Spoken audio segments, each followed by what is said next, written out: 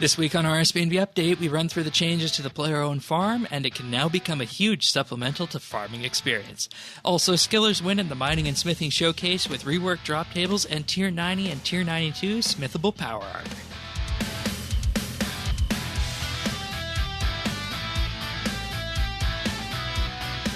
This is RSBANDB Update, episode 688, recorded Thursday, September 13th, 2018. Skillers win.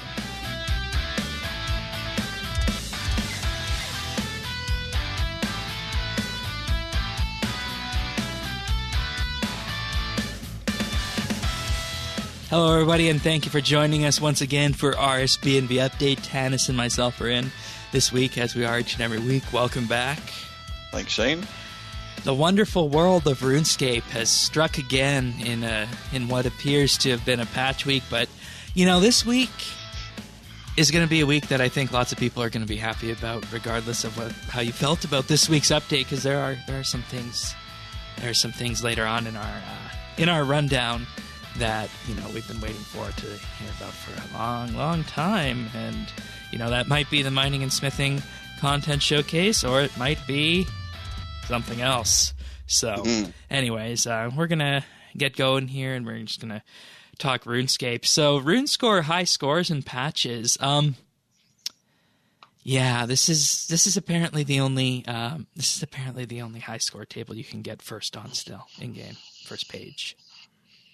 Yeah. So,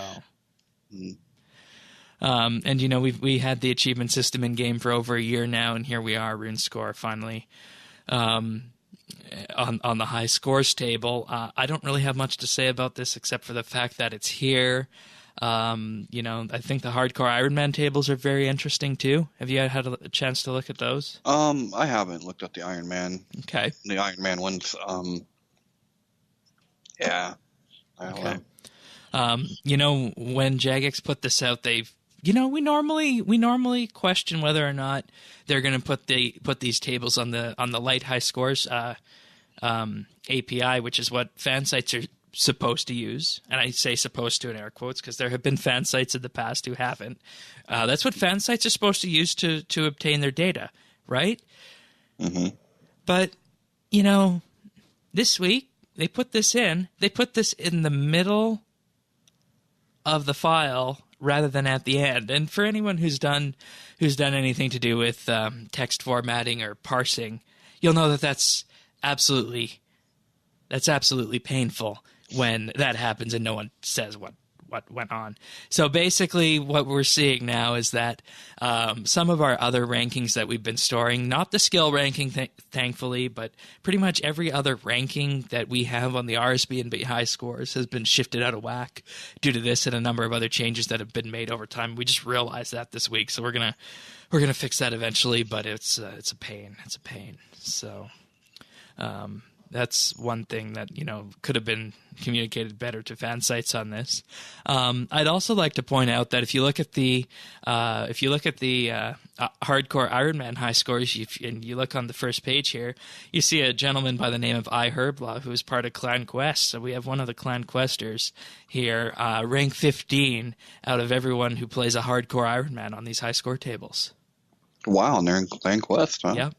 Yeah. Cool.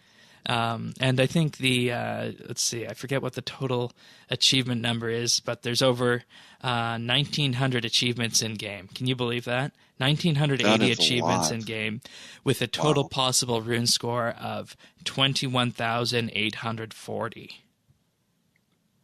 I'm still below 10K. How are you? I don't know. Probably slightly above that. I don't even know. Yeah, and you know, you see that there's these things that you can do, and you can do achievements, and you know, I don't know if that's the true end game with them adding this high score table, is everyone completing all the achievements? I mean, I guess it could be, but I mean, a lot of us are busy with 120s or comp or things like that. So yeah, I mean, if you have all that stuff done, I guess that's what you do. Yeah, I guess that's what you would do. Yeah.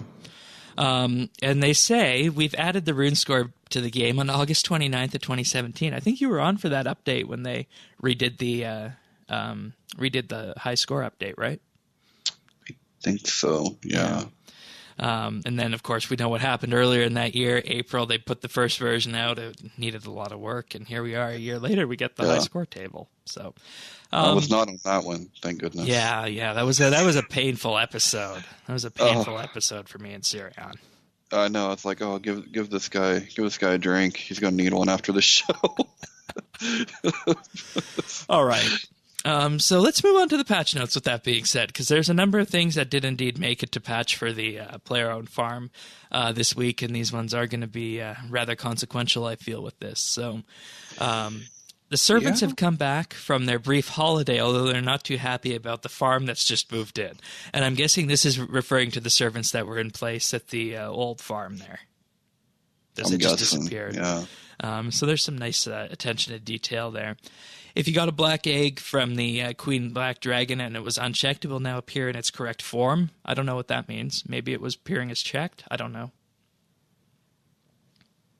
I'm not sure. Beehives now have a right-click option to display what flowers they have stored inside. Attribute boosting honey at the POF player-owned farm is now produced at a faster rate. Players can now walk away from beehives to stop collecting special honey. So that's the suite of beehive fixes that were brought in, and people were concerned about beehives not working correctly. And I can confirm at this point that beehives just work, so that's good. Mm-hmm. And you should definitely use them. I think the happiness honey is best probably to go with, just because that increases the chance of your animals reproducing if that's what you're going for. So yeah. Although, like, the health is probably pretty good too, just because I have trouble getting my animals like up in the health. They're never more than 50 or something. Like I don't get it. I've never had any issues with them being below 100% health. So and they've how does that and they've just reproduced fine. So I'm not sure what's going on with that, what the threshold is, but there have been no issues with the ones that weren't in the breeding pen, keeping them disease-free. They actually stay disease-free, I find, as long as there's food in there. They end up being happy enough, so I'm not sure what's on with that. But yeah. So. See, and I thought like maybe it has to do with the kind of food you're feeding them, but no, because it all goes down to mush of one kind or another. Yeah, so I don't know. I've still got a lot to learn. Yeah, I think I'm progressing quite well. I cashed in some dragons and I bred my first red dragons. For some reason, 2 blue dragons produced a red dragon egg. Oh, hey, that's cool. I don't know how that happened, but there you go. The floor from upstairs of the Servants Guild has been reinstalled, and luckily the builders ignored the Ardoyan health and safety rules. I just put this one in here because it's a funny one. It doesn't affect any mechanics, but hey, it's still there. Mm-hmm. Any new rabbits you breed will now be bankable and tradable. There were some very strange cases where if you kept your original tutorial rabbits in the breeding pen, then a majority of other bred rabbits would be classed as tutorial ones and therefore not be bankable or tradable. Apologies, but this fix will only tend to new rabbits. You have to sell any other untradable ones you might have in a pen to the rabbit buyer. Huh, that didn't happen to me, but I kept the tutorial rabbits in the breeding pen, so I actually sold the tutorial rabbits and just went straight on to chickens. Yeah, I just did rabbits, but I'm hunting chumpas now, so okay. Yeah. Yeah, give that small pen a use for something, I guess. Yes. Yeah. Noted flowers can be used on the beehives to create special honey, so if you have a collection of marigolds, you can do that rather than just doing however many you pull out of your herb run or your allotment run at the time. That's good. Now here's the big one. Players can now purchase an upgrade that allows animals to breed inside small, medium, and large pens. But there's a gotcha with this one. It's not the same level of success chance that the breeding pen has, and it doesn't have failure mitigation. So basically what this means is that you're still going to have a chance to breed in those pens, but it's going to be lower than if you use the dedicated breeding pen. That's That's still better than nothing, though. Yeah, yeah, and I mean, even if, and this is, I think, where keeping the happiness up and the health up, because, you know, happiness, the joyful, is what makes the animal more likely to reproduce, right? So if you use that kind of honey on the animal, and you keep the health up inside the standard pen, you'll have a higher chance of triggering the reproduction of those animals. And this is where I think the farm gets really interesting, because when it comes down to it, you can only farm one new dragon per day, right? And the way the growth cycles work is that the dragons are, you know, every day they grow up by one tick, and you want to get them to adolescent to sell them. So in theory, if you're able to make this work, you'll potentially, if all the stars align, you'll be able to breed 3 new dragons a day, one in the pen and one in the 2 of the large pens, if you're able to get these things to tick off.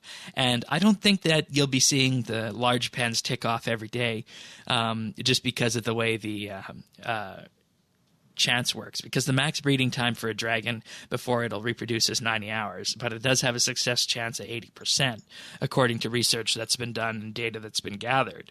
So I think what we're seeing here is the expansion of the farm in the way that will allow the medium and the large pens to truly take off, in that, you know, you're going to always have an adolescent dragon coming in, at least one a day, right?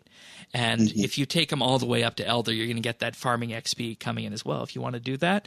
So in the meantime, when you're trying to get your beans going, I think the best course of action is just going to be to load up your medium and large pens with zygomites and dragons and sell them off every day for beans. Yeah, that's been my my quest. Because once you do that, you're going to be able to focus on experience. And after you focus on experience, then you're going to be seeing, like we ran through last week, if you start selling, you know, 2 elders a day, let's just say 2, but at least 1, you're going to be pulling in upwards of 200K plus farming XP from this farm every day. Oh, wow, yeah. So, and, you know, the key part is that you got to take into account that you basically got to have eggs coming out every which way, and then you got to make sure that every day you're going to have a dragon going to elder, because the time from adolescent to elder is something like 3 days, or adult to elder is like 3 days. So you want to have everyone staggered like that, and then assuming you're able to get that staggering and get those eggs coming out like that, then you're going to see the XP come in.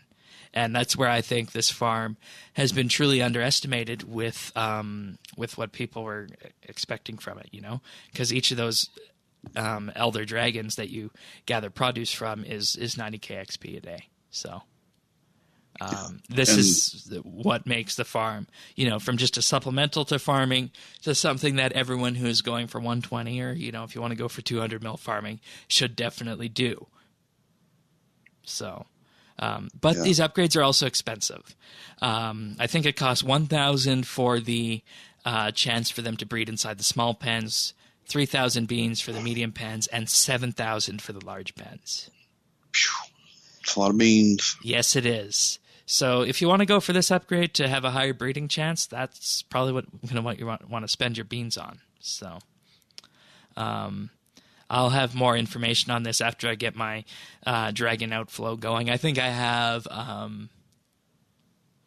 have 6 dragons now. One of them is an egg. 5 dragons running around. One of them is an egg. So, oh wow, yeah. Well, I should be able to report on that by next week's show. See how that's going. So, I finally got a male 2 days ago. Finally, where'd 3 you get females in my dungeon. Okay. Yeah. And you know, for that, I would say just go trade. You know. Yeah, I don't know why. I just really wanted to source all my own farm. All right. I don't know why. It's just a thing I wanted to do. Fair enough. Next up, rabbits killed in the Elflands will now only drop common brown rabbits rather than a chance at relican ones. I guess that would make sense. It's not relica, right? Yeah. Players picking from their own grapevines will once again be given a variety of god grapes rather than just grapes of Zamorak. And you know, everyone wants the Saradomin ones. Mm-hmm. Gloomshroom Zygomites can now be successfully sold to Zoe the contract buyer. Yeah, Zygomites are, I would say, probably the second best thing to be doing if you don't want to be around the farm constantly, farming sheep or whatnot. So this is a change that was needed a little bug. Various types of animal waste, droppings, manure, and whatnot can now be seen on your mini-map as red dots. Do you even manure? They said in this post. I didn't get it. I don't get that either. Huh. So, yeah. Beehives will now only take the amount of flowers desired. So previously, I guess you could overfeed them with flowers. Yeah, okay. The Ardoin task achievement, Green Fingers, can now be consistently completed, and hopping worlds on the farm will no longer make your animals appear to be invisible for various lengths of time. Okay. So, that's pretty much all we got for the player-owned farm changes this week. I think we'll talk about in what have we been doing later, how our engagement with the farm is going and what it's doing for us. So I'll leave that for then. Yep. Couple of changes to the Elite Dungeon, including spacing fixed on the Elite title. Temple of Amanishi NPCs are no longer generated as potential Slayer contract targets from Sojobo when the player has chosen only to get contracts from targets on the Uncharted Isles. All right. Now onto some other fixes. Player-owned ports special voyages now display the correct scroll graphic icon for the scrolls the player has focused on. I never noticed this, and I'm betting you didn't notice this either. I thought it was just a general scroll icon. I didn't know it would change. Yeah, I didn't either. So That was a pleasant surprise. Yeah. Players will no longer be attempt to trade 0 steel and creation points for 0 bonus XP in a given skill. Okay. A new category for skill training activities has been added to the world map with an icon for all non-elite skills, and the agility, combat, and hunter training icons have been moved into this category and relabeled for consistency. So as you can see here, this is, I guess, wanting people to start using the maps again, or the in-game map again. I had a look at this. Did you have a look at this at all? I mean, I haven't looked at a map. I'll tell you, the only time that I really use the in-game map is if it's in a quest and I need to find. All right. And I can't even say that anymore. I mean, now it's so burned in your head. You just know. You know what I mean? Yeah. Like you just know where everything is now. But yeah. So I used it a lot when I started. So looking at the world map, you look at the skilling icons, and they added all the they have all the tutors in there, which is good. But if you go to skill training, there's training spots for agility, hunter, and whatnot. But all the farming patches are missing the farming icon. Oh, well, that's kind of a they're not ticking on at all. That one was a little bit odd, and I have a feeling that there should also be a usability change made for this, because if you show divination training, it doesn't show the divine wisp colonies at all. Oh yeah, that's not. You have to enable the divine wisps as a secondary category.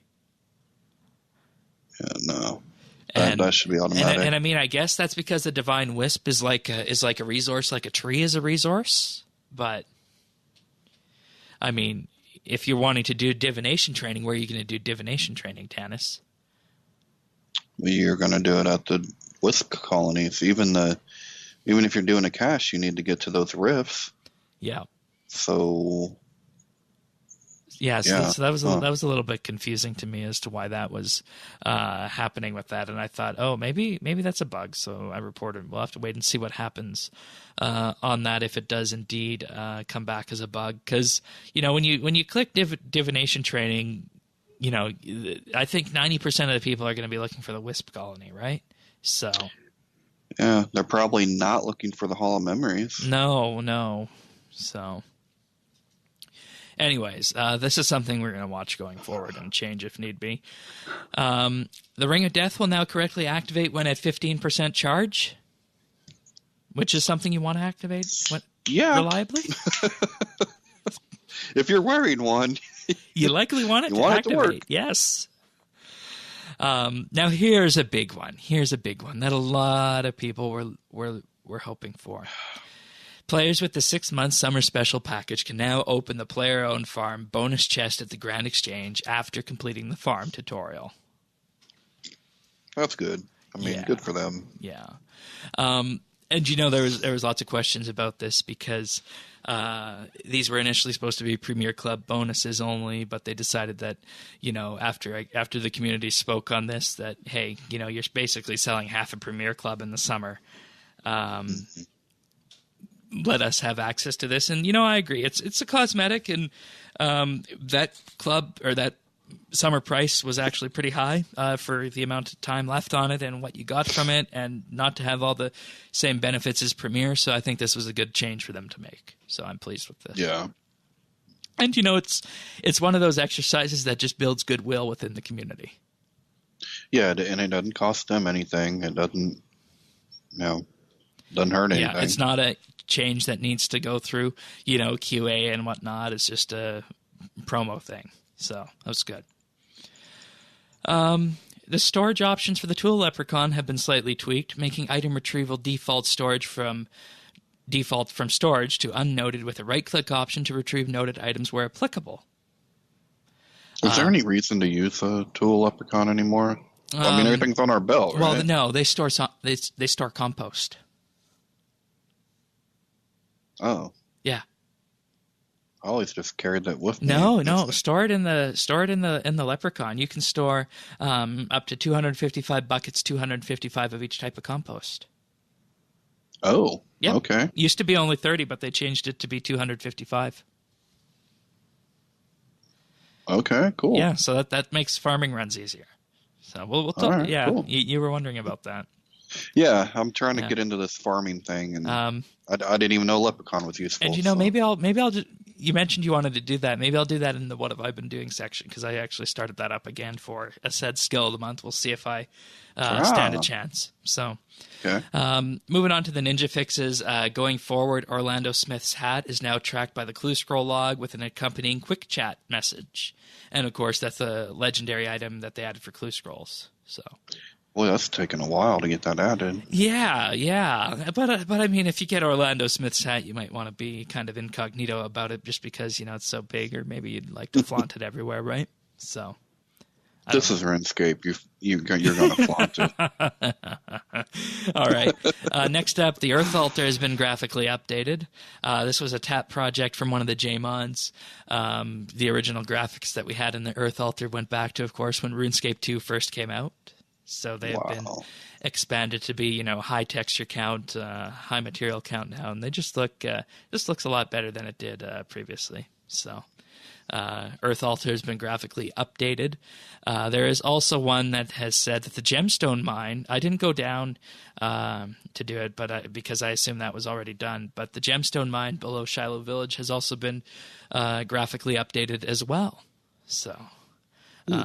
Lots of nice little graphical updates in that, I guess, especially if you farm gemstone dragons. So I think that part of the dungeon was already updated, right? Graphically. Yeah, I think so, because it hasn't been very long since they've been out for a little over a year. Yeah, a little over a year. So that's good. All right, so continuing on with the patch notes, converted the Constitution XP rewards from the Missing My Mummy quest into an XP lamp. They have also polished the audio settings interface so that when you did a global mute, it wouldn't gray out the entirety of the box. Which, okay. I don't know exactly what was polished with it, but I'll take their word for it. So. Sure. Yep. Changed the XP rewards from the Morning's End Part 1 into XP lamps. That's good, I guess. And they have added a few more names to the bottom of the preset list for you. And, they actually did a bit of an oopsie with this when they were releasing this, and when they first put it out, they put the Ambassador in there. You remember the Ambassador was that boss that was talked about? Oh, yeah. It turns out that the Ambassador will be coming in Elite Dungeon 3. Oh, see, I always thought I always thought we had it mixed up between, like, I thought that was the Magister, and they just decided to go with that name instead of the Ambassador. Huh. Okay, so I guess it's still yet to come. Yeah. But it looks like the new achievements, the new presets that have been added include Treasure Trails, Clue Scrolls, Uncharted Isles, and Althaven Creeth, whatever that is. So, yeah, and I mean, we learned that there's going to be the Ambassador coming into game with that. And finally, added a new option to the Wicked Hood that allows the player to quick teleport to the last location they use the hood to reach. And I can't underscore how big this is. Because anyone going for 99 rune crafting today or 120 rune crafting will likely want to use the Soul Altar for this. Mm-hmm. And if you get Wicked Teleport tokens, you can charge your hood with that. And basically what this will allow you to do is just to quick teleport to the Soul Altar with the Wicked Hood, and then use this new right-click option and get there a lot quicker. Because when you're charging the Soul Altar, you don't need to go through the Abyss every time. You only need to go through the Abyss when you actually get the runes for it. So, I think that would be good. Mm-hmm. But that's pretty much it for patch notes this week. Anything else in here that I didn't mention that you think we should? No, nothing. Nothing really struck me. I was hoping for one patch, and we didn't get it. So which one?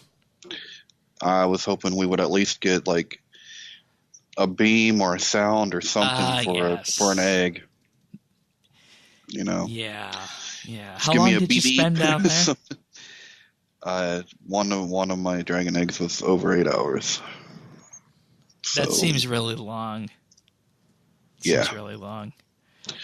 I know, and then they came out with the 1 in 2,000 drop rate. I'm like, man, I know I killed a lot more than that before I got. I mean, the first one probably came within that drop rate, but the second one, I think, was when it was really, really long. Yeah.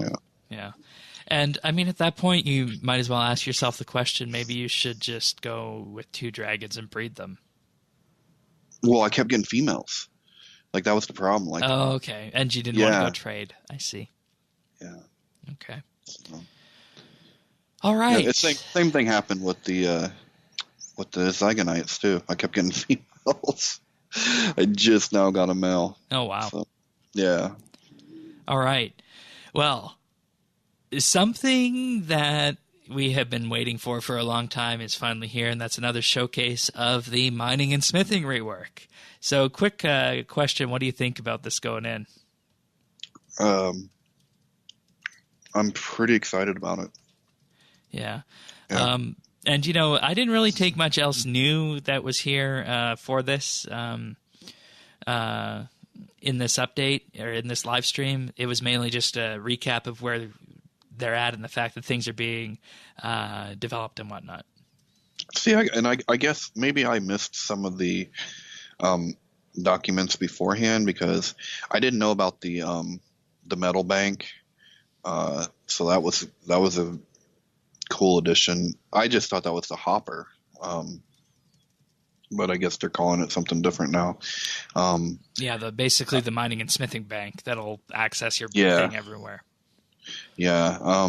And I knew they were I knew they were replacing the rune items that were dropping, but I didn't hear what that was going to be like finalized. And now we know it's like salvage items. So I think that's good. Yeah. I mean, everything I heard that I didn't, know, like I also like what they're doing with the spring cleaner. I was a little worried about that because it's one of my favorite items. Like I never leave home without it. But all of their plans I thought sounded really, really good and really promising. Yeah. And they went through a lot of the things that were contentious in this, and we'll have to wait and see what the general uptake of this is once they hit beta.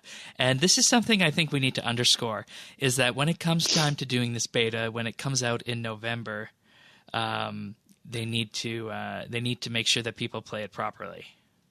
Yeah, 100%. And I also think that people need to take a step back, be patient with this. They have worked really hard and for a really long time and tried to cross every T and dot every I.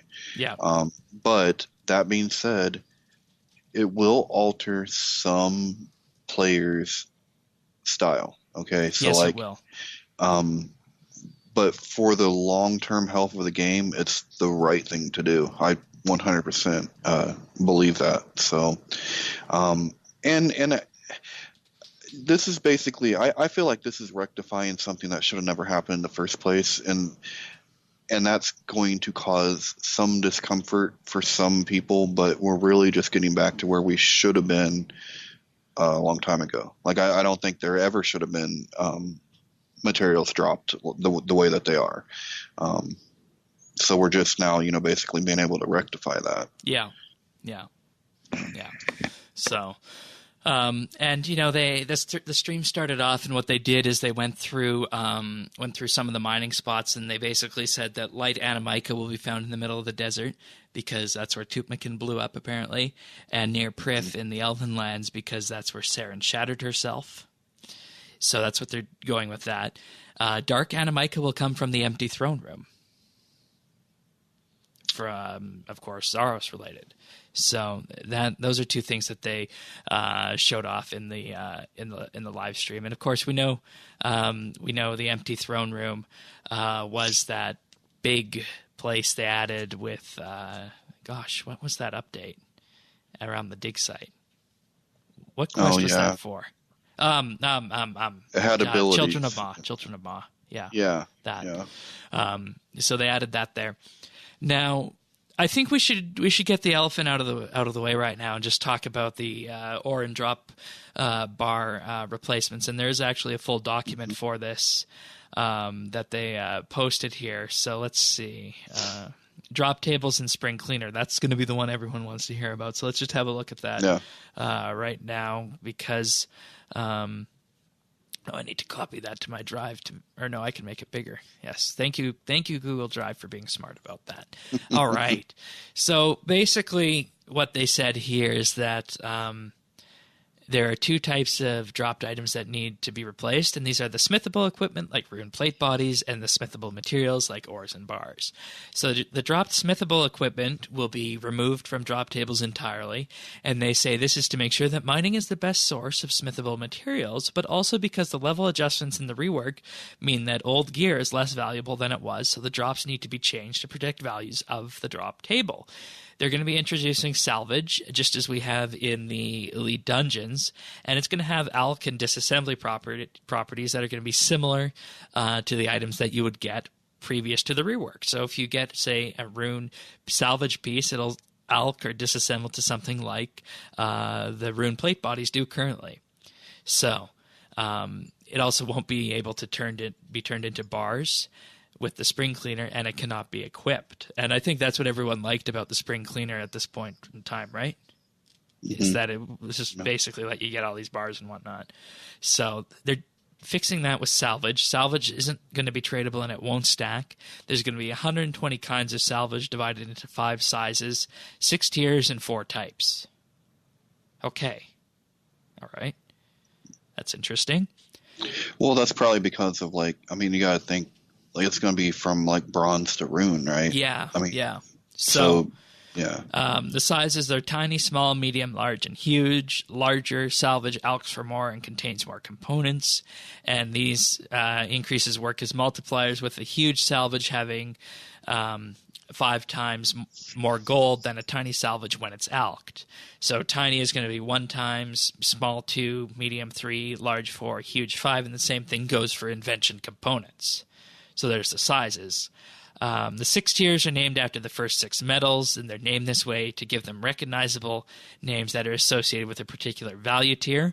But there is no mechanical link to the rune, so to speak. So, and then the tier will determine the alch value for the item and the amount of components it can yield from disassembly. Later logical tiers like Necronium can be added if we find a need for them in balancing and filling out drop tables. So, basically, here's the way it's going to look right now. So a bronze tiered item will high alch for 20 GP, give 2 components, and have a 98.9% junk chance, whereas a rune salvage piece will high alch for 8,000 GP, give 2 components, and have a 45% junk chance. So that's what we're looking at for tier. So we've looked at sizes and tiers so far. Now let's look at the types, and there's going to be 4 different types including bladed, spiky, blunt, and plated, and these basically cover all the 4 different kinds of armor that you could really find in game. So you'd find bladed rune salvage, for example, and this would give base blade or metallic components, and rarely give sharp, subtle, or dexterous components. And these basically are replacements for, say, the rune two-handed swords that you would get. And plated is for the armor and whatnot, and blunted is for like staves and heads and whatnot as well. And spiky, I'm guessing, is for like maces and such. So I think this is a good way of going about this. We're going to have to wait and see on values in the beta how this goes. And I think that's one thing we all need to be cognizant of, is that this is a living process. And when it comes to it at the end of the day, they're going to run this beta in November. And everyone who does Slayer needs to go on that beta and do a handful of Slayer tasks. Yep. Because, if you don't do that, you're not going to know if the value is acceptable or not. And if it's not acceptable, Jagex needs to know that in a constructive way. Mm-hmm. So this is the part I think we need to be the most worried about. Because these RuneScape player betas are notorious for putting a piece of content out. People either don't play it or they don't illustrate what their concerns are clear enough, and then they start complaining months later, and then lo and behold, you have legacy combat in old school RuneScape. Yeah, exactly. Yeah. So I think it's safe to say that RSBANDB update will be the hand-holding guide for the beta. Oh, for sure. I know I will. I will be there.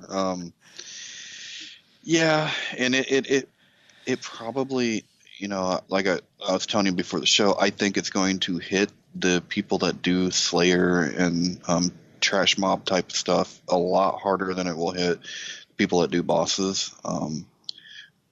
That being said, it's still the right thing to do, so we need to make sure that the ALK values are correct, because this really is the direction we need to go. Yeah. All right. Drop tables. Existing drop tables will be altered by swapping equipment out for salvage, and they're going to try and keep everything the same tier as before.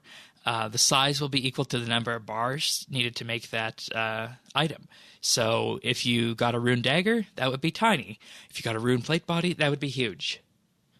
I think that's a very simple way of looking at it, 5 bars is huge, and it basically just keeps the old system in place, but gives ALK values and whatnot. So, and I think a long time ago, Mr. Bistro actually wrote an Informer article about this, that there should be bosses in game that do exactly this. So, trash drops. I want to say you're right. Yeah. Then here's some final examples here. A rune longsword will give you 1 small bladed rune salvage. Bronze plate body will give you 1 huge plated bronze salvage. 1 mithril mace is 1 tiny blunt mithril salvage. An Addy square shield is 1 small plated adamant salvage. And the iron two-handed sword is 1 medium bladed iron salvage. So that's how that works. Now let's get to ores and bars, because I think that's what everyone is also going to be concerned about, because, the whole reason to go kill avian seas is adamant bars. Mm-hmm. So these will be removed from the drop tables and replaced with a new item, bottled stone spirits. And they say stone spirits are wisp-like creatures thought to originate in the spirit realm. Each stone spirit has an affinity to a special kind of rock, and not all of them are naturally occurring.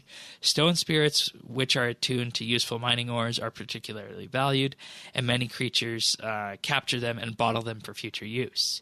And when a stone spirit is unbottled, if there's a nearby rock of the type it is attuned to, it immediately bonds to the rock and increases the concentration of ore in that rock. And the amount is only small, but enough to roughly double the yield. And each stone spirit only produces a single piece of ore, so large numbers of them need to be carried by miners if you want continual double yields. We'll see about this one. I feel like if there is a weak link, it's this right here. But just because I don't know if there's enough people that will be mining to make it, balanced. Between the drops, And I see it the other way. I see this as I see this as actually one of the best parts of the update, believe it or not. Really? Yeah. Okay. Because, people love love getting those bars and whatnot, or the ore from avian seeds and whatnot, and I'm just using those as the example. And if you're going to be able to get these stone spirits and sell them, and people are going to, be mining that ore because they need it for something, what this is effectively doing is this is effectively making it like a mining potion in all but name. Yeah, that's true. But it really depends on what the demand for these stone spirits is really going to be. Well, double the ore. And I imagine you get a rune spirit. Yeah. Imagine you get a rune spirit because, we don't really put much emphasis on rune ore today because you can get it from so many places, right? Mm-hmm. Or rune bars for that example. But the thing is that rune bars in this update are going to be needed to make Elder Rune. Mm-hmm. So if you can mine rune ore faster, even if you're high level mining, the rune spirits are going to be worth a lot. Well, that would be good if they are. Yeah, I can kind of see it going either way. So I hope they do good. That's why I like this part of the update. So, that's fair. Yeah. Now, let's see. Each of the effects will have its own type. All stone spirits are tradable, and so this is basically just going down the whole list of ores here. So there's really not too much. Each time the player acquires a piece of ore, if the player has at least one of the corresponding types of stone spirit, one spirit is consumed and additional ore is required. This allows ores to be mined twice as quickly. Okay, we already knew that. No XP is rewarded for the additional ore. It's more like if you're using the rock armor. So I wonder if this will be for all of the ores, or does it only go up to a certain... No, this is for all of the ores. This is from copper to dark animica. Okay. Yeah. So that goes all the way up then. Okay, that's good. Yeah. Yeah. So, metallic dragons will have their guaranteed bar drops replaced by an equal number of stone spirits of the same type of metal of the dragon, or the closest ore equivalent, i.e. coal spirits for steel dragons. So there you have it right there, is that Addy and Rune Dragons are going to drop those high-level spirits that you're going to use for mining those ores. So that could make those, I think, very lucrative because, I don't know how many people fight Addy and Rune Dragons and how many people do those for Slayer tasks, but I can imagine the Rune ones being particularly coveted. I usually skip them, but that's just because they take too long. All right. Spring cleaner. This is something that I think we need to talk about here. With the removal of smithable equipment, the spring cleaner will lose a lot of its purpose and value. Dismantle mode is being tweaked, and 2 new modes are being added, disassembly and alch mode, and these will only work on salvageable items. And if technically feasible, we will allow these modes to be configured on a per-tier basis and a per-item basis, so you can alch rune plate bodies but disassemble adamant daggers. See, that's cool. Yeah, I really like the sound of the new spring cleaner. What do you think? Yeah, I'm really looking forward to that. It just saves you time. You don't have to go to the GE. You can see your money as you're going. I like it. Yeah. In dismantle mode, where a smithable item remains on the drop table, for example, they still may want to drop arrows or bolts, dismantle mode will not work on them and provide bars. Okay. Salvage items cannot be dismantled, and non-smithing items will continue to be dismantleable for now. This may change in the future as we look at the economy of other skills. Alch mode is on the Spring Cleaner 3000 and higher, and in Alch mode, any salvage that the Spring Cleaner activates is automatically alched and converted into coins equal to what it would have been high alched for. No runes are consumed. I think that's a big one. No runes are consumed. Mm-hmm. So that's good. Disassembly mode will be available on the Spring Cleaner 5000 and higher, and in this mode, any salvage that the Spring Cleaner activates on is automatically dismantled, and this does not cost any charges for the Spring Cleaner to do so. This only works beautiful. On salvageable items. God, that's beautiful. That's going to help me so much to be able to clean up the clutter so that I can, maybe see the drops better. Like, this, so good. I really like this change. Yeah. Yeah. So I think I think this is a good design in theory. I think the only thing that needs to happen with this is that the players need to play the beta when it comes out. So. Yeah, we just have to make sure that the alch values are balanced accordingly. I think it's the main. The main thing. Everything else to me sounds like such a huge improvement.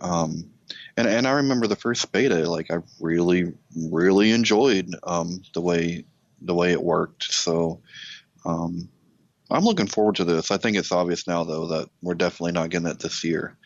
If the beta comes in out. November, I don't think they'd ship it in December. So. Yeah, I don't either. So now.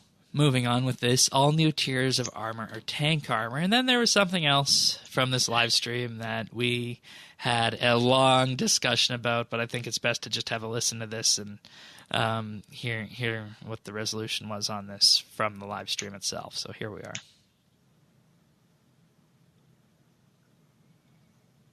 I was asking, well, all the new tiers of armor are tank armor. So they won't have much impact on a lot of parts of the economy unless you really want some level 80 tank armor. There is one tier of power armor at 90 and then one tier of power armor at 92, which are extremely long and expensive to make. So you won't just be falling over power armor.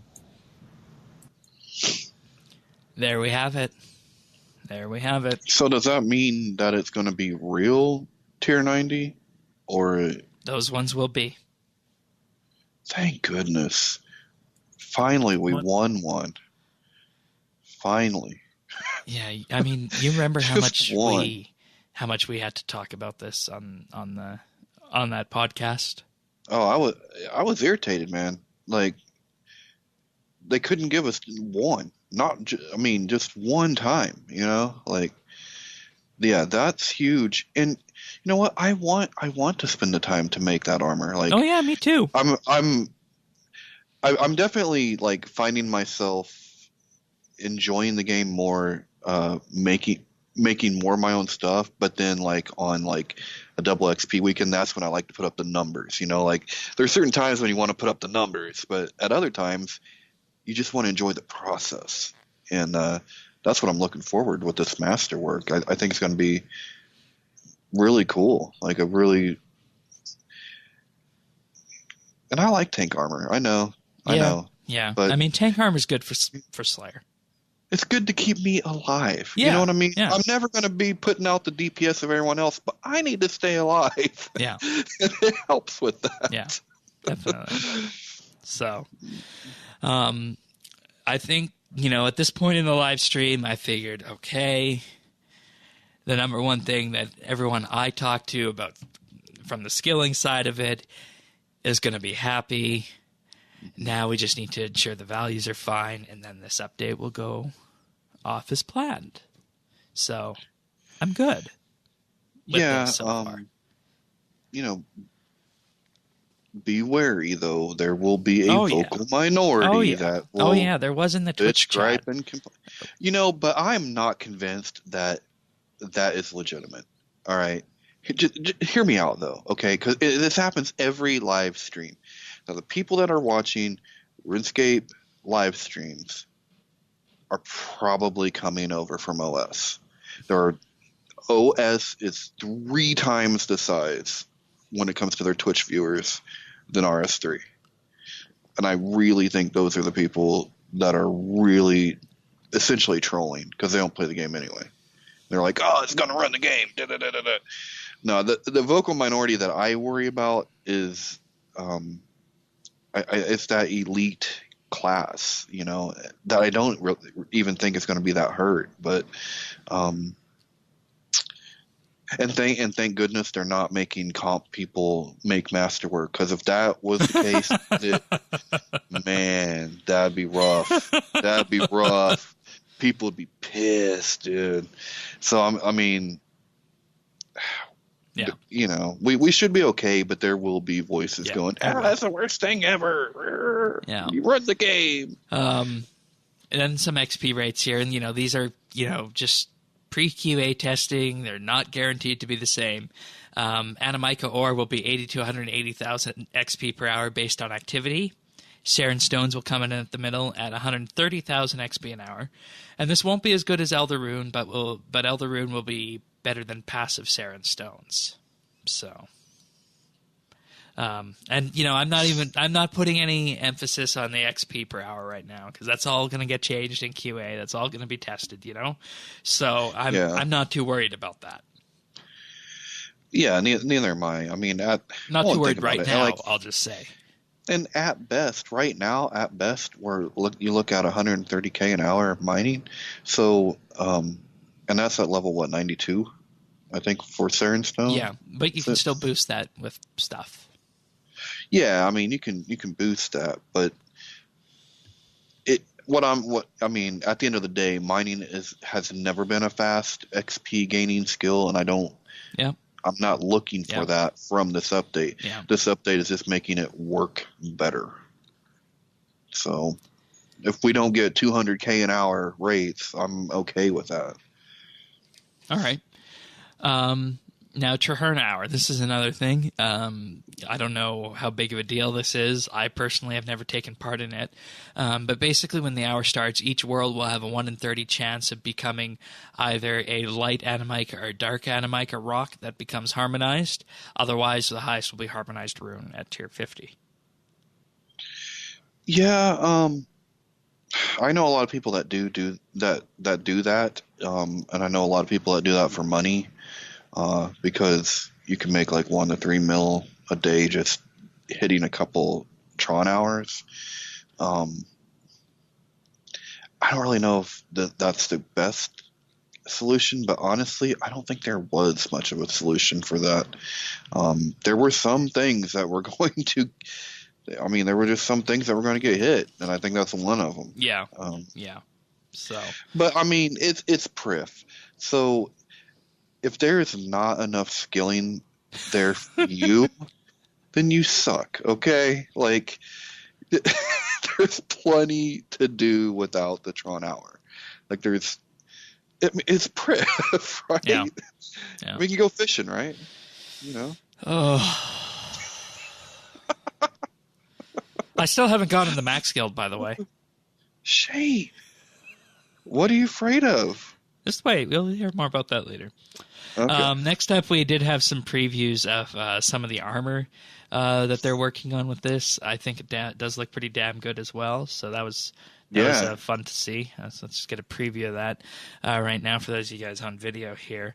But basically, they're genderless. It's the same armor for whether you're male or female. So right now, if you're watching video, you're looking at the, I believe this is the tier 70 armor, and it's green. I forget what the name of it is. I don't have that up at the moment. But, if you go forward to the Elder Rune and the Bainite armor as well, the Bainite is going to be blue. And the idea behind this one is that it does look kind of mechanical as well with that. Just given how Bane is attuned and whatnot. Dude, the Bane is cool. Like, yeah, it is. And, these are models. These are 3D models. They haven't been brought into game yet, so they might look a little bit different with that, but still, it's something. They're adding cool stuff with the Bane weapons and shields. Just look at these armors and realize that if you want something that looks, really neat in game, previously you would have to go to, the Solomon's General Store for it, but lo and behold, you can make it now with smithing. It's pretty cool, huh? Yeah. So, and then the Elder Rune armor. Elder Rune. I am pleased with the way Elder Rune looked. It looks a lot like what I imagine a modern Rune armor would look like. It's still got that typical Rune color to it, but it's got a little bit of an adornment to it as well. Just that classic Runite blue that you would get in RuneScape, going back to all the way to RuneScape Classic. So I really like the way these look. I do too. So I think they did a good job with them. And I mean, you might very well want to wear that and show it around if you end up making that armor. At least use it as a cosmetic override. So. Oh yeah. I mean, because it's going to take a long time. You're going to have to put a lot of work into it. So. Yeah. And with that, I think I'm glad that I got 99 smithing. Yeah. Although I'll tell you what, I don't think I would mind it so much to do it again. Like if I might have to bring the alt out and get him warmed up again, just because it seems like it'd be a little bit funner than it was when we did definitely, it. Definitely. Yeah. Tier 70 and above smithing armors will be degradable. That's nothing new. It's been like that since Barrow, so there's nothing really to cry about there. Existing rune drops will be replaced with salvage. We already talked about drop tables and whatnot. On launch, existing smithing gear will be swapped for tokens that can either be used for getting the salvage items or the appropriate wearable armor. My advice is make sure you don't have any of that. Tokens are fine, but make sure you have... I wouldn't take the chances myself. If I had a big stack of rune plate bodies, that should be on the G right now. You know what my answer to this is? What's that? Whenever you do Slayer, just alch stuff, disassemble right after the task. Yeah. And that's what I do. Yeah. So. Drop them in your alchemizer where your thing is, Yeah. They say the value of rune bars is expected to go up and then go back down after the update hits, and the reason for this is because everyone wanting to make Elder Rune will need rune bars. Yeah. I'm not sure if I'm willing to, put 100% faith in that, but it's a thing that kind of makes sense. I don't count on anything with the economy anymore. And, I do want to make my own, tier 90 power armor and whatnot, right? So maybe I should just start stockpiling rune bars. I'm thinking about not selling them when I do get them for drops. And I mean, I get ore from the spring cleaner, but I'm not gonna smelt that to bars until the rework, because right now it costs so much coal. I'm not a big fan of smelting rune into bars. Yeah. So. Another thing that was mentioned in this live stream is that they're gonna need to have a look at the way this is set up, so that when it comes down to it, there's going to be dragon power armor at the end of the day in game. So if you have dragon armor at tier 60, it's going to become power armor. But that's good, because that's what it used to be, right? I mean, before EOC, the dragon armor all had was it a strength bonus? So it had something like that before EOC. Dragon was a... Huh. I think it had a strength bonus on it, man. I could have swore. I can't remember that. Yeah, I think it did. It had something like that, but I don't know. Well, if I'm right, then it's just taking it back. Let us know. Yeah, right. Yeah. But yeah, there's these design documents here. Any other ones you want to go over? I mean, we did spend a lot of time on this already. Yeah, Masterwork armor, the tier 91 Masterwork armor. Let's see the armor spikes. Oh, okay, the Masterwork dock is the same. Okay, let's talk about armor spikes. These were something that were theorized that they could be doing. This is basically what they're calling the smithing overload, the high-level tradable item. And basically, this will be an inventory item that you can put in your backpack or your ammo slot. And if you're fighting something within melee distance, it will basically do extra damage to them, even if you're not using melee. Which is very cool. Thorns. Yeah, I mean, when you think about it, it's like I know for sure that was something that you and Bistro and Pernasius all wanted to see come out of this update, and it was the one thing that we didn't get with the last beta. So, this is really cool. I think it's neat. 90 smithing, 1,000 progress to make as standard for Elder Rune bars. Smithing XP will be awarded at the same rate as making any other Elder item. Completing the recipe adds 1,000 stacking armor spike items to the player's inventory. An additional recipe will allow the player to make 10 bars into 10,000 spikes for 10,000 progress. So basically, it's going to be a progress mechanic, and you're basically going to be able to split them off. Mm-hmm. Yeah. I think that's going to be cool. And if there's one thing that will get that will bring the two groups together, it will be that people will have to do smithing because they will want that damage bonus. Although, I don't know, though. When you think about it, now you're going to have to choose. Do you want to carry the God Book with special effects or whatever, or will you take the extra damage with the spikes? No.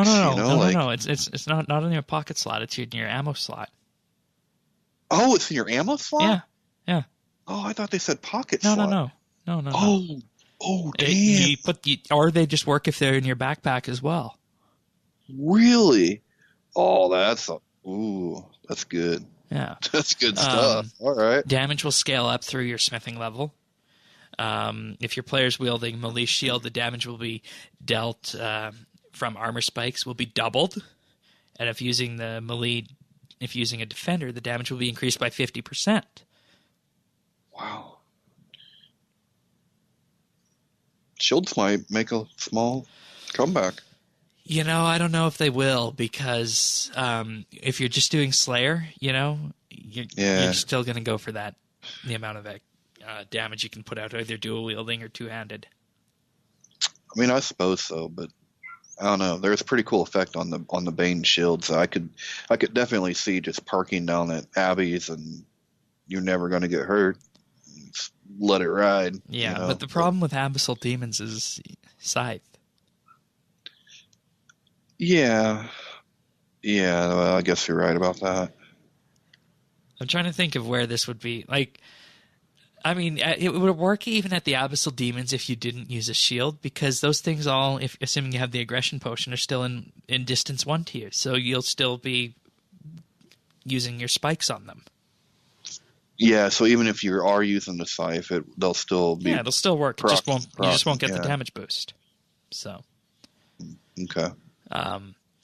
But overall, I mean, this is really good progress being made, and I think we just need to look at the beta now for what's going to be happening on this. So I'm pleased. Yeah, I don't too. think I have much else to say on this today. Do you? No. Just keep calm, keep a steady mindset, and wait for the beta. Yeah. Artisan's Workshop is being redesigned as the smithing guild, essentially central hub for smithing, though we already knew that. Yeah, and there's some kind of I think the portable forges are going to be turned into an item that you can use in the Artisans to give everybody like a 10% boost. So that sounded kind of cool. Yeah, definitely. All right, so let's move on right now to the crystal capsules. And, we don't normally highlight Treasure Hunter here, but I feel that anytime there's something new with Treasure Hunter, we should highlight it. Because I opened this up, and I won 10 Treasure Hunter keys off of Treasure Hunter. I did the same thing. I was like, What? Shut the front door! We went in treasure hunter keys now, which I actually thought was cool, but I don't know how this game works because I spaced barred all the way through the instructions. Yeah. So basically, it's one of the more complicated ones. You open Treasure Hunter up, and you get a panel of the rarities of the crystals that are currently available for claim. There's 8 of them that are to be unlocked with the Treasure Hunter keys, and these contain all the prizes. So keep an eye out for the rare Shadow Gem, which will reward fabulous prizes, including the Shadow Gem necklace, cape, crown, sack, and various protein items, as well as 10 free keys. So obviously that's what I won by opening the shadow chest was 10 free keys. And I'm guessing that is the most common one. So, they say if you're not happy about the rarity of prizes you have in front of you, well, good news. You can reset your pool providing you meet the following requirements. You have unlocked at least 4 gems in the current pool. You have 100 hearts of ice, which will be consumed. And there is no shadow gem in the pool. And it must be unlocked before the pool can be reset. So, yeah, basically this is a way of seeing and ensuring that you're able to win various items off Treasure Hunter and have a chance to maybe win some extra keys along the way. So, if you can figure it out. Yeah. That's a good point. It's a good point. I wasn't exactly sure what to do with it. So, still a little confusing, but I think the general idea behind it is that you can change the gems if you don't like the prizes that you're going to be able to get from it, or at least the tier of the prizes you're going to get from it. So yeah. I just started clicking and I got the keys. I was like, here, looky here. All right. So let's move on to something else. And we didn't really have much on this week, and this was something I was just discovering during my final run through of RuneScape channels and whatnot. And lo and behold, I discovered an unlisted video that was put into a playlist on the YouTube channel called Harmony, and this is of course the Lumbridge theme song. And this was one of the things that was recorded at Abbey Road this year. So let's have a listen right now.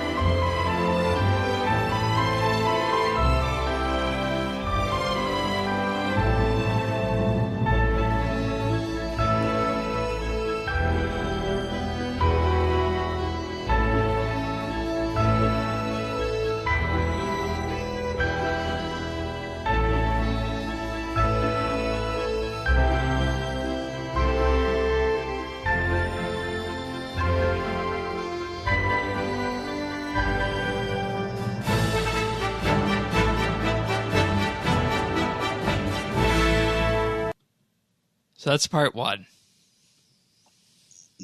That's the Lumbridge theme song.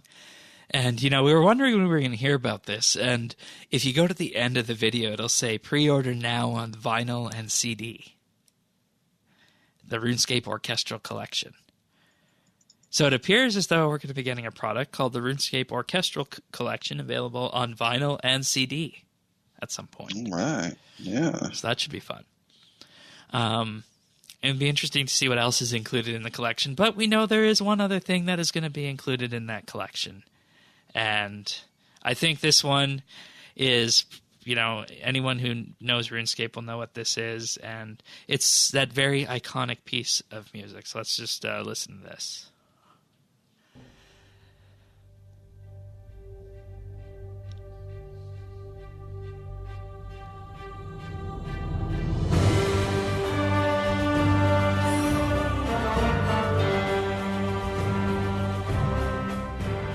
All right. I'm just going to leave that as is, and I'm going to make sure it's uninterrupted in post. So those of you guys listening to this after the fact will know that you just heard the RuneScape theme song in its orchestral format there. So that was definitely something, wasn't it? Oh man, yeah. Yeah, it's exactly like what we talked about was needed, where, you watch any kind of Star Trek, there's the signature riff when the Enterprise appears, right? And that is the same thing for RuneScape as well. So yeah, it really is. And it's really, it is iconic. Like that is, and it almost sounds, I don't know. It almost, you can feel the end game world, like it's it's cool. Yeah. Very immersive. Yeah. So, and I must also remind everyone that before RuneFest, we're going to be going to the RuneScape orchestral performance at the night before. Lucky dog. So I bet we'll be hearing those two as well. So, All right. So that's it for RuneScape updates this week. We're going to move on to questions, but first we just want to give thanks to a number of people who support us on Patreon. And this week that's Cody T, Nora, Kyle, and Brock H. Thank you guys for your wonderful support of RSBANDB Update. So more on that can be found at patreon.com/RSBANDB. All right. So moving on to questions right now. So first one up, we got an audio question here from Pernasius. G'day from the land down under, Shane and Tanis. Pern here once again with a quick question for you. With the release of player-owned farms, we have seen the douchebaggery of some players come out once again, crashing players hunting eggs by dropping cannons when someone's already there and the like, and just generally being tools. My thought is that a perk we could unlock on our player-owned dungeons is the ability to place the souls of the creatures we have in rooms back into Ushbatis, so we could change creatures. This should only be a once-a-week thing, so as not to be abused, but it'd be great if I could hunt black dragons this week, then on Wednesday's reset, I could put their souls into new Ushbatis and place some blue or red dragons. Then next week I could switch back to the blacks again, or Abbey Demons, or whatever. Do you think this is a viable option, or would it be too overpowered in your opinion? I think if we had to unlock the ability with, 1,500 to 2,000 Slayer points, and still have to purchase new Ushbatis each time, it wouldn't be, but would love to hear your thoughts and discussions on this. As always, thanks for the entertaining podcast, and happy scaping to you all. Of course, one of the shockwaves of the player-owned farm. Yeah. So as it works now, you can basically just, capture the soul, put it in your dungeon, and that's the end of it. So basically what this is calling for is the ability to use another Ushtabi and grab that soul from the creature that's in your dungeon and just store it in your bag. So you can have a rotating collection of monsters. Mm-hmm. It would be wonderful. I've been a victim of the douchebaggery.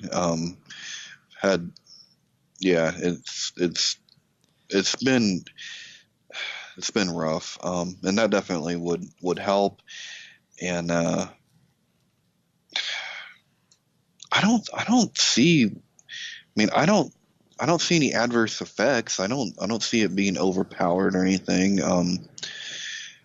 You still got to go out, and you're still using the Ushabis. You still have to gather the souls. Just being able to trade them in and out. And you've done the work of hunting them, and that's the big one, right? So. Yeah, you've done the work. So it's just not letting stuff go in waste. It's just not having to do the work over. Yeah, and over. Yeah. I would love to see that happen. And I think that this is potentially something that could be done, but I think it also touches on what people have always wanted, to be able to effectively become your own Slayer Master, right? Oh yeah. Yeah. I mean, it would be, it would do a lot for the places that do get crowded. And it would do a lot for just the crashing in general. Yeah. Little diversion here. Also, be very careful with your trade windows at the player-owned farm because there's douchebaggery going on there too, with people trying to slip in undervalued offers and hope that you don't catch it quick enough. So just like it used to happen at the dual arena and stuff like that. So be on your toes. Yeah. And you know, did you gather blue dragon souls or whatever you were fighting when you were on that run yourself? Yeah. I gathered blues and greens and blacks, reds. I gathered them all. Okay. And how many of them did you put in your dungeon? I put one of each color except for black. I put 2 blacks. Okay. But I have extra Yushabis like in my bank right now because I would gather like I think I'd get like 2 or 3 souls when I was doing it. So because you can catch the souls pretty quickly. Yeah, because dragons are relatively low leveled. So yeah. And you know, the one thing I'm still wondering about, and this really hasn't been revealed, is that is the rarity of the dragon eggs different, you know, per green, blue, red, black? Yeah, see, I don't know, because 2 of mine came from green. Where were you fighting green dragons, just out of curiosity? To get their souls, I did the brutal greens down in the ancient cavern, and then put them in. Both the eggs came from my dungeon. So I have 2 greens. Oh, so if you get a brutal green soul, that just gives you a green dragon then? Yeah. Okay. Yeah. Okay. Yeah. And then I got a black and a red. No, black and blue. Black and blue. I don't have a red yet. Okay. Yeah, you know, I think that that would be a good thing to add in, and you know, I think people have been wanting, you know, part of 120 Slayer and beyond 99 Slayers wanting more to it, and I think if you could just add a little bit more functionality with that, and even if you got to 120 Slayer to do that, that'd be fine, right? Because what level Slayer are you? Oh yeah, I'm 120. Okay, there you go. Right? Yeah. So, I mean, if you're going to be your own Slayer master, why not allow that to happen? So yeah, I think that'd be a good quality of life fix for that dungeon as well, because you know one day you might want to farm abyssal demons, one might be dragons, right? Yes. And it just gives you something to do, and you could have effectively a soul bank down there. That sounds weird, but if it just basically lets you, you know, have these things with you when you're on your task, the Ushtabis, and then collect the souls, and then just store them there for when you need one, right? Yeah, it would be. I think it'd be great. I think it's a great idea. Yeah. So yeah, that'd be fun to see, and do it as a part of 120 Slayer. You know, becoming your own Slayer master. So it's a good idea. I like it. And you know, I'm going to count myself very lucky, considering that I did about 6 hours on release of Blue Dragons. Got 1 egg, bought the other one, and didn't get crashed once in the resource dungeon. Wow. Yeah. So, fingers crossed on that. Yeah, but, I got hit at the black dragons. The black dragons at the evil chicken lair. I'm like, really? Like, this is where you picked to crash me? Like, for real? But no. You know, I have birthed 2 blue dragons and 1 red dragon already from my 2 initial ones that I have found. Okay. So, I mean, they come. It's just a matter of, you know, having them grow, and maybe. You've been doing any crossbreeding there, Shane? Or? Well, we're gonna get to that because this red dragon, I'm waiting for it to hatch and grow up, and then I want to throw it in the breeding pen and see what we get when we combine a red and a blue. Oh, okay. It'd be interesting to see if we could pull a green out of that, and then. What else? And then maybe get the Royal Dragon. I don't know. Though I think the Royal Dragon is based off of the shiny trait and increasing the shininess because that's the special dragon breed. So. Oh, okay. Yeah. And, you know, at some point I'm also going to ask, you know, with the farm and whatnot and with these animals, you know, you get the jackalope or you get the Royal Dragon. What's the purpose of that? I mean, you can't show them to other people. You can only flash them in a trade window. Oh, yeah, that's true. I don't know what the purpose of them is. And, you know, if you get a rare mutation like that, you're not going to sell it for beans, are you? No, you just keep getting royal hide, right? Yeah. You get royal. Yeah. So I don't know. We'll wait and see what happens. So. Mm-hmm. All right, thank you, Parnassius. Next one is from Dragoil. Dragoil here. Quick question for both you and the audience. So, audience, listen up. What is the most experience you can get in one tick? This can include bonus XP, double XP, etc. What is the most you have personally got and enjoy? I don't know. Like, does disassembling something with invention count and using bonus XP on that, the 50%? I guess, right? That'd be a tick. I guess that's what I would probably be too. Yeah. There was some I was getting close to, and this probably isn't much, but it's probably a lot for Herblore. And I was getting 750 XP per tick per super prayer renewal potions on double XP weekend. But if you did that with overloads, factoring in the 3x 3.06, so I mean like close to 4,000 XP per overload you could be getting. That's something else if you did do that, though. That's lots of banking. Another personal favorite for me, factoring in bonus XP, farming outfit, double XP weekend, and the like, is Elder Trees and Spirit Trees. Oh yeah, the Spirit Trees would be like... Because they're 23k base. Yeah, so that's like, what, 46k, then plus bonus... That'd be plus avatar, plus farming outfit. Yeah. So I think at that point you're probably looking close to 75k per tree. Yeah. But that's only every 3 days, and that's on double XP weekend. So yeah, but I mean this is per tick, so I mean yeah. Let's see, what else is there that's big? I don't know how much a full inventory of summoning of like water tallies or something would be. Let's have a look. But I'm guessing that would be what I have done. Because the most XP I ever gained was this last double XP weekend. I was doing summoning. I was doing earth and fire talismans, but it's not much difference. Let's see. Water talisman.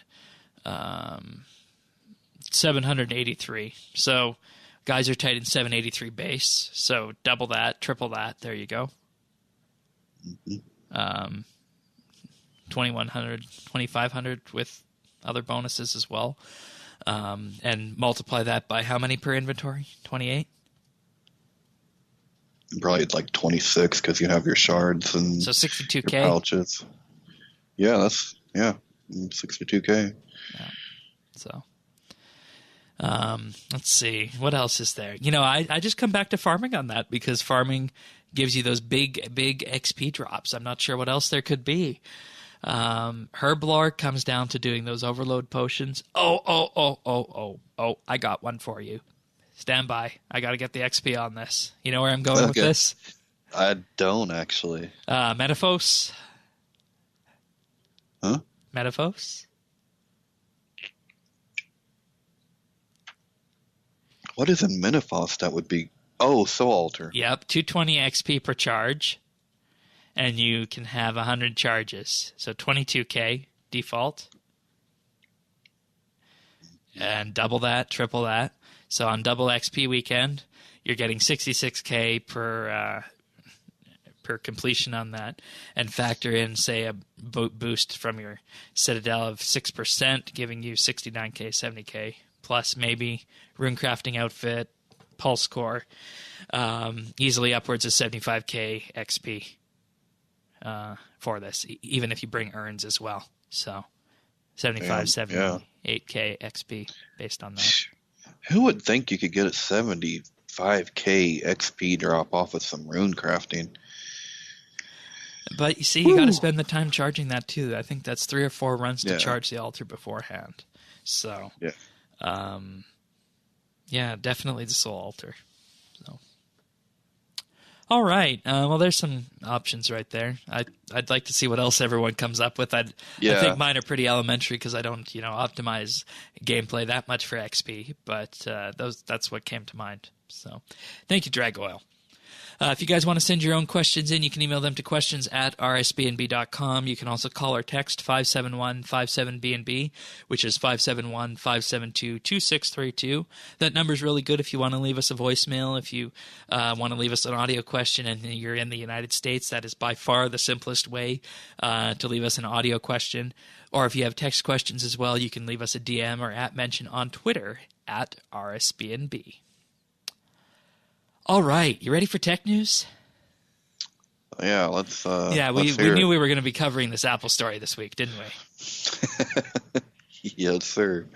Apple announced their new iPhones as they do every other fall. This year they're calling them. You ready for this one?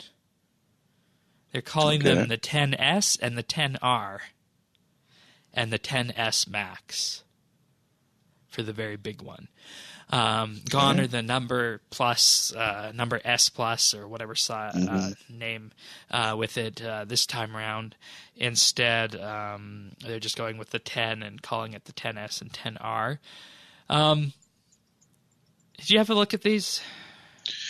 I did, but I'm still not compelled to switch. I mean, I haven't even had my 8 that long, and I'm still pretty happy with it. Yeah. We're at the point where these CPUs are so fast and the hardware and software optimization with them is so good that, they really don't start to feel slow for a number of years. Now, the 10S has a 5.8-inch display, which is bigger than the size of the 8 Plus by 0.3 inches. The 10S Max has a 6.5-inch display, and the 10R has a 6.1-inch display. So these are all very big compared to what we have for the 8 Plus. But the catch is that these utilize the form factor of the iPhone 10 from last year that are tall rather than wider. So as a result of this, you have a taller phone with bigger display, but it's nowhere near as wide as the 8 Plus. Do you have the 8 or the 8 Plus? Oh, the 8 Plus. Yeah. Yeah. And I thought that was big to begin with, but I actually like the wideness of it. Yeah, I don't think I'd want one that was. I don't know if I'd want to go tall. Longer. Though I will say that looking at the physical properties of this and comparing this, I'm a huge fan of the iPhone 5 form factor, the iPhone SE, the last Steve Jobs iPhone. The iPhone 10s is only 1.2 centimeters wider than that, which really isn't that much. So if you want something that's kind of like the old iPhone SE, the iPhone 10s or 10R is the one to look at with this. Now, I'm not going to talk about costs here because, the 10s starts at $999 US, not on contract. Yeah. And, we're just progressing along that line of, slowly but surely moving to the point where Apple is the Mercedes of smartphone manufacturers. I think they already were, but we're definitely here with this release. So. Yeah, they're pricey, and like I said, I need to have a reason to switch, and that is what I'm missing here, because I'm sure it's. Well, I don't even know. Like I don't know. Is it faster? Is it better? Yeah, of course it's going to be faster. Probably incrementally, but not a huge leap. I was going to say, but how much faster do I need? Like my phone already does what I want it to do when I touch the button. Yeah. Like I don't wait. Like you're not waiting on anything. Yeah. I don't know. And one other thing with this is that they made a point to say that the iPhone 10R they feel is going to be the best-selling phone, but that was not coming out until October 19th. And that's going to be the low-entry model starting at $749 US if you buy it outright. Mm-hmm. If you consider the iPhone 7 and I believe the iPhone 8 started at $699 US. Yeah. I don't know. How does it work down there? Do people still buy on contract, or are they buying outright these days? No, I think it's mostly contract. I mean, who could possibly afford to buy outright? I mean, I don't know. I guess if you have that kind of money, but I ain't never had that kind of money. Yeah. My phone's on like a like a lease deal. Like you Okay. just, you pay like $10 a month or whatever. I mean, at the end of your contract, it's your phone, but Yeah. it's kind of like a car. It's kind of like leasing a car. Yeah. Because they're so expensive nowadays. I mean, people just don't have that kind of like money to drop. So, And another thing with this, and I don't know if it works this way here, but in Canada, there's almost little reason nowadays to buy a phone outright because you just go on contract with one of the major carriers, and if you want to, they have to unlock that phone so you can take it anywhere. If you were going on a foreign trip, they have to unlock it for you now with regulations that have come in. And if you want to get out of your contract, you just pay the remainder of the device, how much the device would cost. So, I mean, there's really not a reason here to buy an outright phone anymore because you just, go on a contract with one of these big carriers, and then they're going to be able to give you the phone at that lower price, and you're just going to pay part of your monthly bill on that. So, yeah. But I think at the end of the day, it's going to come down to do you need a new phone? If you need a new phone, you're going to get the iPhone XS, or if you're wanting a more budget model, you're going to get the XR. The difference between the XS and the XR really just comes down to the fact that the XR is bigger than the XS by just a little bit. It comes in more colors. It only has one camera, so it doesn't do the dual camera thing that we've been accustomed to on the plus sizes of the phone. And it's I think it's I'm not sure what the finish is on it exactly. I almost want to say it's not plastic. I think it's aluminum. So does it have a front-facing camera? Oh no, they do, but it doesn't have the dual rear-facing cameras. Because if you look at the back of your 8 Plus and if you look at the back of a 10 or a XS, it's got 2 cameras on the back. Yeah, I don't know what they're for, but yeah. Basically what happens with that is that when you take any picture, it takes 2 pictures with each of those camera lenses and then composites them together to get the best shot. Oh, wow. Yeah. So we're getting less and paying more? Yeah, that sounds about right. No. That's on the XR. That's on the cheaper version. You're only getting 1 camera. Oh, okay. but that's still more expensive than the 8 Plus when it came out. So you are paying more and getting less, right? If you're comparing this year's version to last year's version, yes. Was there any other way to compare it? I was just comparing the 3 versions, the XS, the XS Max, and the XR. Yeah. And with this, they also announced they announced a new watch, and that's it. That's all they announced at this event. What are they doing with that trillions of dollars? Or they're sitting on? Can't take it with you. I have no idea. Yeah. Develop a car. Well, apparently that's what's happening. But we're a while away from that. And just to give you some idea here, iPhone XS outright, $1,379 Canadian, $1,519 for the XS Max, and this is largely due to the exchange rate in Canada here. Now let's have a look at the XR with this. What the pricing is on that.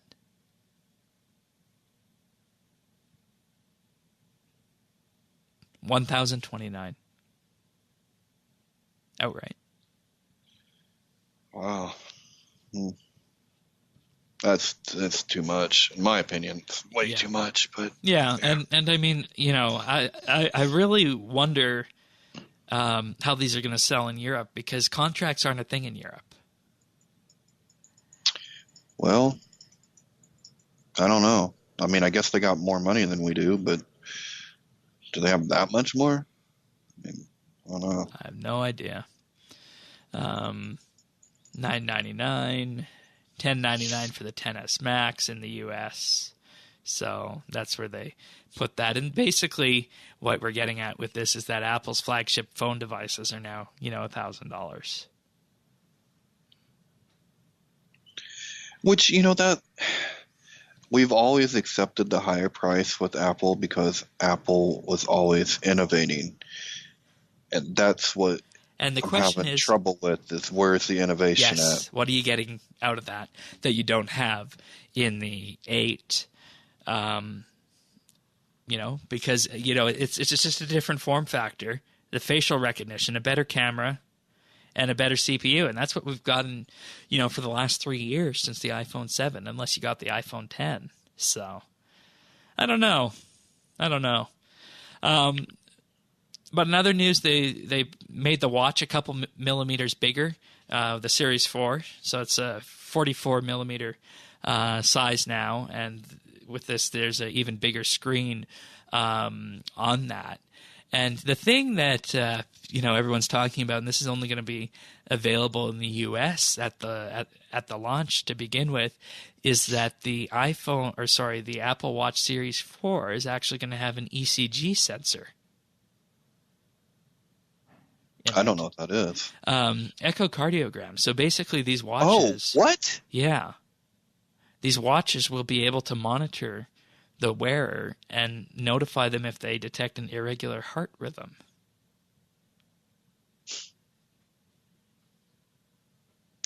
Starting at $399 US. I'm sorry, Shane. The irony of this is just blowing my mind right now. So you can get a watch from Apple. It's got an echocardiogram in it in a country where you barely can afford health care. That is just beautiful. Beautiful. And what's more, it'll report back to the app, and you provide a printout format you can take to your doctor. If you have one, yeah, that'd be great. That's great. Wow, I don't even know what to say. I'm actually a little bit worried about this because it brings out a huge privacy issue too, because you know how the insurance companies operate. Well, yeah, that's why you have to get rid of them. So you don't have insurance companies up there, do you? No. Yeah, see, why can't we be more like Canadians? Yeah, I mean, we do for supplemental things like dental and whatnot, but not for the right. stuff, It's like elective stuff, right? Like or cosmetic surgery, something like that. That's what you guys do, exactly, right? Exactly. See, that's perfectly fair, perfectly fine. You want bigger boobs, you have to pay for them. I'm cool with that. But don't let me die from a heart attack. That'd be wonderful. Thank you. Apparently, you could. If they want, your watch could maybe save you now. Yeah. I mean, I knew there were certain apps before that the watch used to monitor heart rate and stuff like that. But an echocardiogram, that's pretty sophisticated. Yeah. They actually had, I forget the guy's name, but on stage they had the president of a heart institute in the U.S. talk about the device and how this is actually FDA approved. Good luck getting your insurance to pay for it. I know. And, you got to ensure that the data with this now, if you live in the U.S., is safe because, you could say that, oh, you had this monitoring, you can be denied for that now. So I don't know. I mean, if I was in the U.S., I honestly wouldn't use that feature, and I would just turn it off because I don't want that information being out there and taken one way or another, Oh, yeah. So, and, it's a privacy issue, too, as well. If these things are tracking every which way you go. So that's something else you got to keep in mind of. So, well, and especially here when anybody can basically buy, sell, do anything they want with your information. And hey, you clicked agree, so we can do whatever the hell we want. And you can't trust that.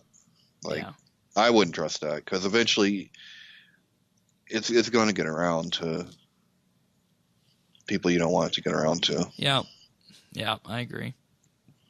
40 millimeters or 44 millimeters. So, I mean, they made the a little bit bigger, but I mean, still, it's just going to be an Apple Watch. It's going to still use the same app features we've had before, for forwarding notifications and the like. And once again, there's really nothing that revolutionary here aside from the ECG sensor. Yeah. I don't know. In somewhat sad news, the iPhone SE was discontinued with this release, so you can't get that small iPhone anymore, which was a really good low entry price point for it. $499, I believe, in Canada, $399 in the US outright, which is basically nothing if you go on a carrier. Yeah. Well, don't want to give people a bargain now, do you? Yeah. I miss that device. I never had one, so. Yeah. Well, I had a 5S, and that's the same form factor. So. Okay. iOS 12 will launch on September 17th. macOS Mojave, September 24th. watchOS 5, I'm assuming, also going to come on the 17th as well. So, yeah, we'll definitely be watching for those and seeing if there's any issues with those releases. So, right. All right. That's the Apple event. So moving on to the next piece of news, and that's Microsoft's Patch Tuesday. And, it's the second Tuesday of the month where various things do get patched in Windows. And I have to tell everyone this week that you definitely do want to run those Windows updates this week, because if you don't, you're putting yourself in danger in many, many ways. You see this, if you're watching this video here, I'm scrolling through a list of all these updates. There's 1, 2, 3, 4, 5, 6, 7, 8, 9, 10, 11, 12, 13, 14, 15, 16 vulnerabilities that are patched in this week's Patch Tuesday update. 16.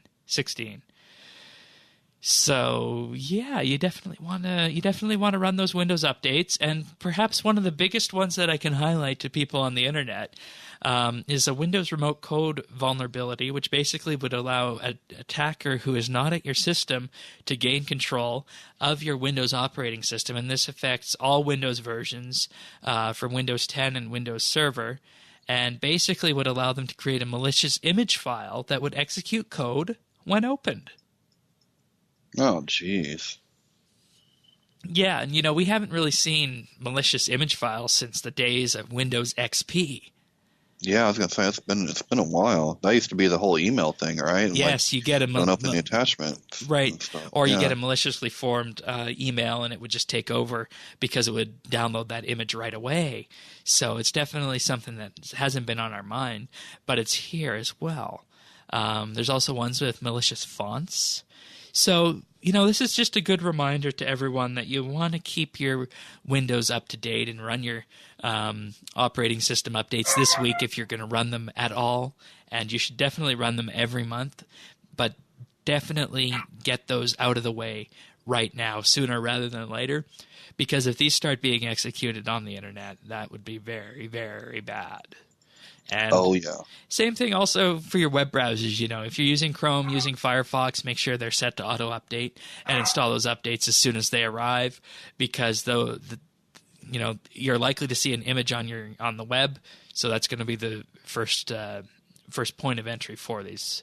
And if you use Edge, you're also going to want to run the Windows updates as well, just to ensure that you have all these. But really big Windows security vulnerabilities that were patched this week. So please do, everyone out there, be sure to run your Windows updates this week.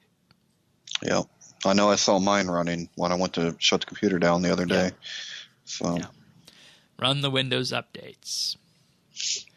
All right. Our last piece of tech news comes from the European Union once again. They're on the crusade against memes.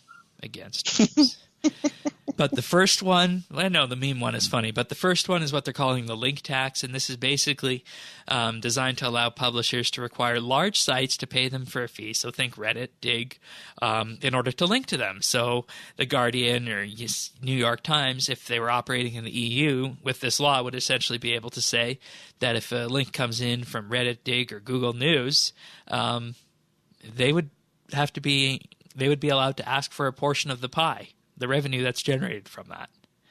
And that was passed this week.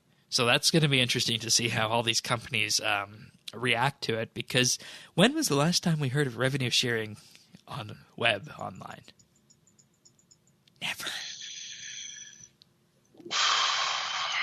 Out of all the things that they could have went after, I don't get this one. Yep. I don't. I mean, it's just a link. Like, why?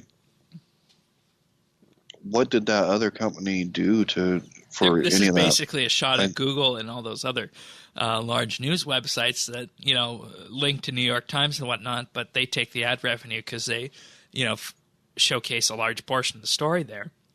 When in reality, we saw this shift happen in the mid-2000s where people started focusing on, aggregators rather than going to actual websites. And, this is, treating a symptom and not the cause. And, I think this really reeks of legislators who don't know what's going on making legislation here. And that's just horrible.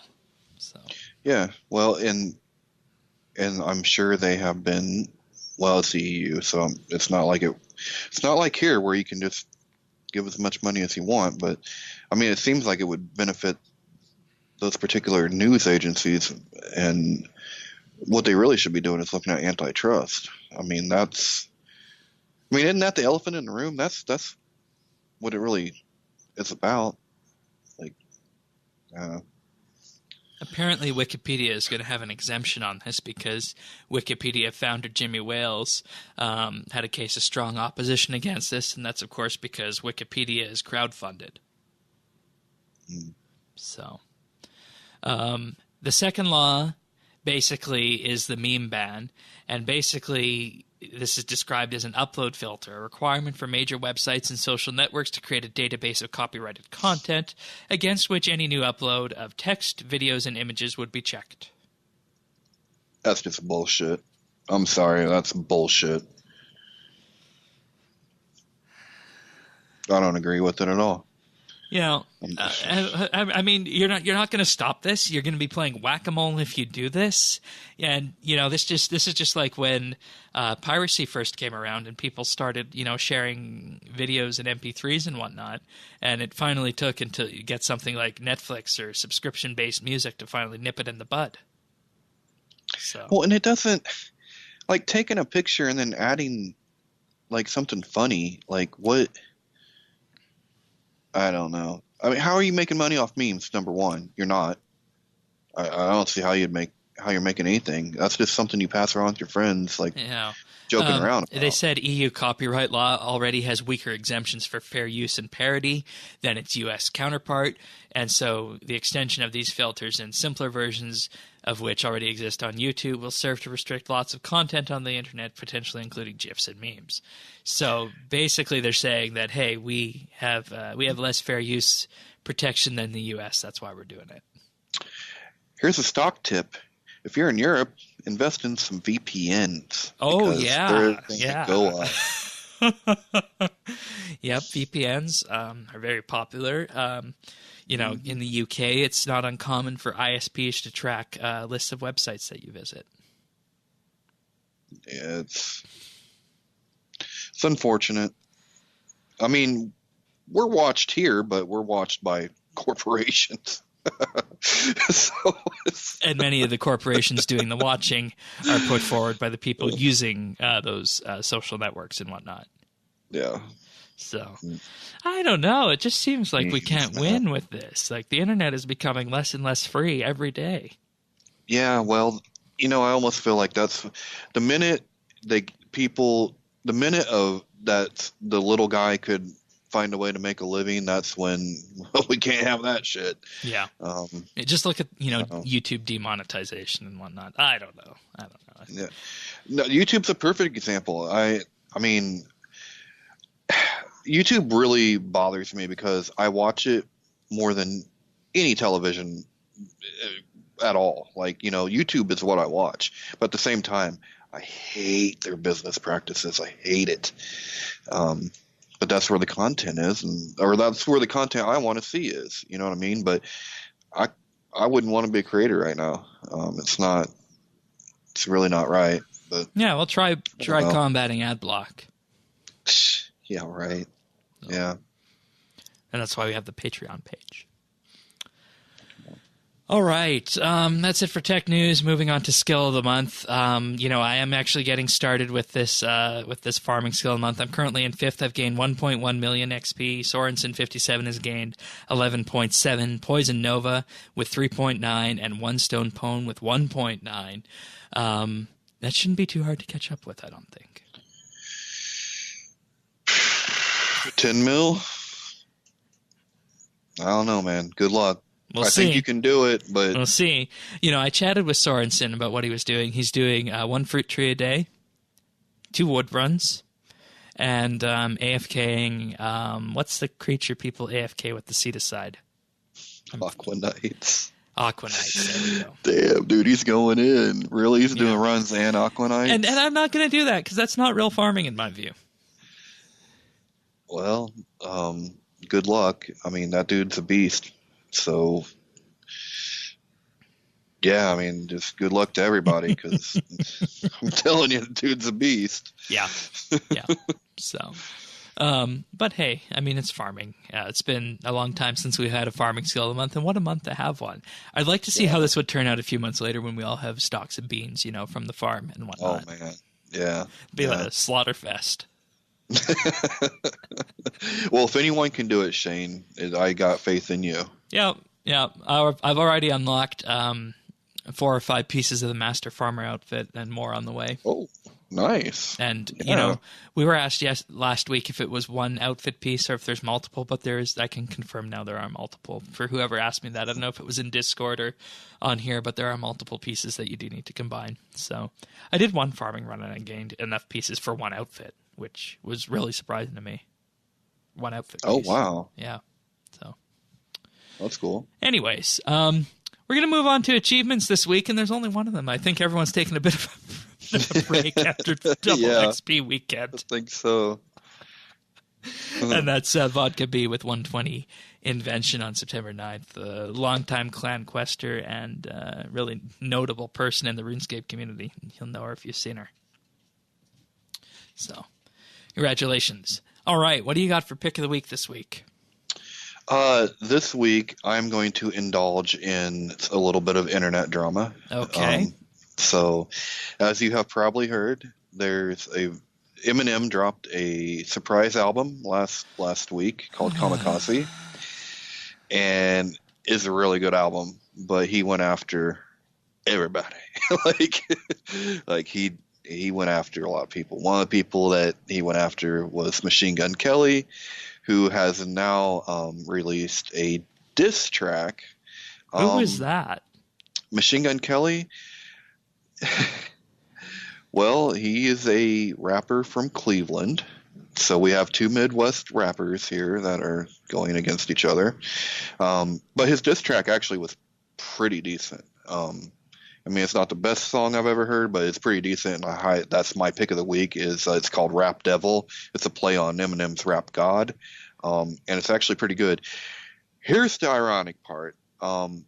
So MGK, Machine Gun Kelly, is another white rapper. So here we are with a beef and a rap situation. We got an East Coast, West Coast thing going on here with 2 white rappers. One is with Dre, one is with P. Diddy. I feel like we've seen this movie before, only different. That was in the 90s, right? Yes, exactly. Exactly. So, I don't know. That's really been the big story, and we're all waiting to see what Eminem's going to do. Eminem's one of the greatest of all time. Just period. I love his music, and I have from the beginning. But this kid is hungry and he's gunning for him. So no matter what happens, I think as the audience, we are the ones that shall benefit from this. And I hope that it just doesn't get out of hand like it did in the 90s. Yeah. So that's my pick, Rap Devil. All right. Machine Gun Kelly. All right. Link can be found in that show notes to that at update.rsbnb.com. Okay, Tanis, what have you been up to? Man, I have been farming. I've been killing dragons. Well, I haven't been. Okay, so I've been farming at the farm. Okay. Have you been farming dragons? I just got a male 2 days ago. It's not big enough to breed yet. That was my problem. I kept getting females. So I just now got a male. And so, I couldn't get a male Zygonaut and I couldn't get a male dragon. And that's what I had in my medium pins. So the only thing I could get beans out of was my rabbits. And that was yeah. So I couldn't unlock other pins to do sheep or anything like that or sheep or yaks because I was running off rabbit beans. So it sucked. It was a really nasty, it was a bad cycle. But hopefully we'll get that remedied now. And I'm actually going to start dipping my toe into some farming, just because I've never really... Oh, conventional farming. Yeah, it's never really been it's never been something that I'm really into, but I have this idea that I want to start herb farming, because I want to start collecting herbs for DXP, because I actually have a lot of room in herb lore, and a lot of my competitors do not. Yeah. So if I start now, I could stand to win some competitions. So that's kind of where I'm going with that. Okay, that's good. And, if the farm made anyone want to do conventional farming again, that's good. Like I said, it's been increasing the engagement in farming since the very beginning. Yeah, it definitely has me. Like, every time I walk by that allotment when I'm going from the breeding stall to the other ones, I'm like, I want to pull over there. Like, okay, let's do some herbs. Let's do some flowers. I don't know what you do with the allotment. Maybe, I don't know. I don't really use them. If you're going all out, you use them for watermelon. Okay. You can use them for snape grass if you want to make prayer potions. But it's not the same XP as watermelon. So, yeah. I mean, I could go through the way all this synergizes together as well, if you'd like. Yeah, that's... So... Yeah. Basically, what you want to do for herb farming runs is you have the 7 herb patches. You have Trollheim, the Wilderness, Catherby, Ardoyan, South Falador, Liletia, Cruis, and Port Phasmates. Yes, okay. So those are all the herb patches that you have. There's 7 of them. I'm pretty sure I said all 7 of them, but if I missed one, you can just look them up. But there are 7 of them. So what you typically want to do for herb farming is you want to just look at the Grand Exchange and see which herb's going to give you the best profit output. Because yes, you said you want to save herbs for doing herb lore with them, but there's a better way of doing this. The first thing you want to do is you want to find the herb that gives you the best profit. And most of the time that's toadflax, because everyone's always making Sarah brews and everyone's always making super Sarah brews. And there's just so many toadflax seeds out there that they're really cheap to get. So I just do toadflax regardless of it, unless I'm going, to just, need a specific amount of herbs for something, and I don't want to buy them. Like if I'm going to make some overloads, I'll do a few runs of Torstal just to get some Torstals in there. But you just do toadflax because the seeds are so cheap. The herbs always go for a profit, and the way the herb farming works is that on average, if you factor in the magic secateurs and all the little updates that you get along the way, the green fingers or the juju potion, and now if you really wanted to from your dragon's ultra compost to increase the yields even more, the average before this was 7 herbs per patch, and this includes dead ones, over an entire run. And that's probably gone up a bit more with that was what it was with 6 before the Wilderness patch came in, but it's probably gone up. So if you just take an average of 7 herbs per patch and you multiply the clean herb price by 7, and if that price is worth more than one single seed, you're going to make a profit on that allotment. Then you multiply that profit that you make on that one herb patch by 7, and there you can start to see how much money you're going to be pulling out of the herb farming. And this is what makes herb farming so lucrative, and why I say just focus on one herb, toadflax, unless it were to crash for some reason, because you can sell these toadflax all the time, and you can sell them at a profit. Even if you have 1 or 2 patches dead. Like, for example, the price of a toadflax seed right now is 3,400 GP, 3,413, but the price of a clean toadflax is 4,819. So if you multiply that by 7, you're bringing in 33.7K profit per herb patch, 33.7K revenue per herb patch. Then if you subtract the 3,417 from that, that's 30K profit right there from one herb patch. So 30K profit from one herb patch, multiply that by 7, 212 profit. Do that 5 times a day. which is probably the max amount you can fit in. And this is, what I used to do when I really would go hardcore with it. That's 1 million profit a day just from herb farming. Oh, wow. Yeah. And, you could, then take this and buy other herbs and other secondaries rather than just going out and farming all the individual herbs. I feel that this is just a much more better way of going about it. And then you could also divert those back into wood and fruit trees as well. That's what I did when I was going for 120 farming. And as a result, 120 farming was effectively revenue neutral. Oh, wow. Cool. So, and basically what you want to do when you go on these herb runs is you want your Ardoyan cape from the task set to teleport to the farm. You want your elf teleport crystal. You want your wilderness sword. You want your cabbage ring. You want your ectophial to get to that one.